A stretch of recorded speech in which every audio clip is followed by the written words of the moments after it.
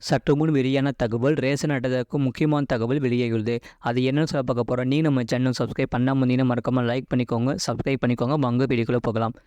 புதிதாக ஒருவரின் பெயரை ரேஷன் கார்டில் இணைக்க வேண்டும் என்றால் என்ன செய்ய வேண்டும் என்பதை இந்த பதிவில் பார்ப்போம். திருமணமான ஒருவர் என்றால் புதிய ரேஷன் கார்டு அட்டைக்கு விண்ணப்பிக்கலாம் அல்லது ஏற்கனவே பயன்படுத்தும் ரேஷன் அட்டையில் அவர்களுடைய பெயரை இணைக்க வேண்டும். அதேபோல் குழந்தைகள் பிறந்தாலும் அவர்களுடைய பெயரை ரேஷன் கார்டில் இணைக்க வேண்டும்.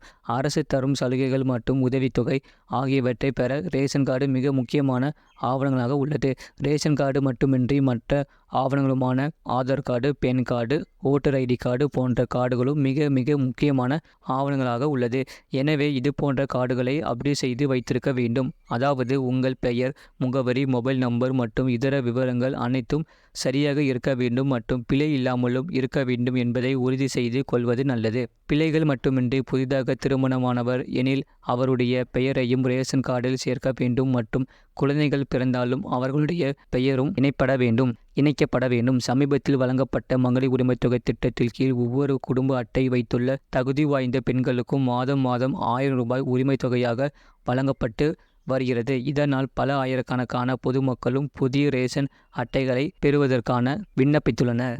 அது மட்டுமின்றி அத்தியாவசிய பொருட்களான அரிசி, பருப்பு, சர்க்கரை போன்ற பொருட்கள் கிடைப்பதற்கும் ரேஷன் கார்டு முக்கியமான ஆவணங்களாக உள்ளது. எனவே இதில் பெயர் நீக்கம் மற்றும் பெயர் இணைக்கப்பட வேண்டும் என்றால் உடனடியாக சரி செய்வது அரசு தரும் திட்டங்களை எளிதாக பெற உங்களுக்கு உதவுகிறது. நீங்கள் புதிதாக திருமணமானவர் என்றால் ஏற்கனவே நீங்கள் பயன்படுத்திய அரசு பொருட்களை பெறும் ரேஷன் கார்டில் வீட்டிற்கு புதிதாக வந்தவரின் பெயரை இணைக்க வேண்டும். அப்படி இல்லை என்றால் கணவன் மற்றும் மனைவி ஆகியோர் இணைந்து புதிய ரேஷன் கார்டை பெறலாம். ஆனால் அதற்கு முன் அவர்களுடைய பெயரை ஏற்கனவே பயன்படுத்திய ரேஷன் கார்டில் இருந்து நீக்க வேண்டும் என்பதை மனதில் கொள்ளுங்கள். அதன் பிறகுதான் புதிய ரேஷன் கார்டை பெற முடியும். இதனை நீங்கள் ஆன்லைனில் எளிதாக செய்து முடிக்கலாம். ரேஷன் கார்டு பெறுவதற்கு ஆதார் கார்டு முக்கியமான ஆவணங்களாக உள்ளது. புதிதாக திருமணமானவர் தங்களுடைய ஆதார் கார்டில் முகவரியை மாற்ற வேண்டும். அவ்வாறு முகவரியை அப்டேட் செய்த பின்னரே புதிய ரேஷன் கார்டு பெற விண்ணப்பிக்க முடியும்.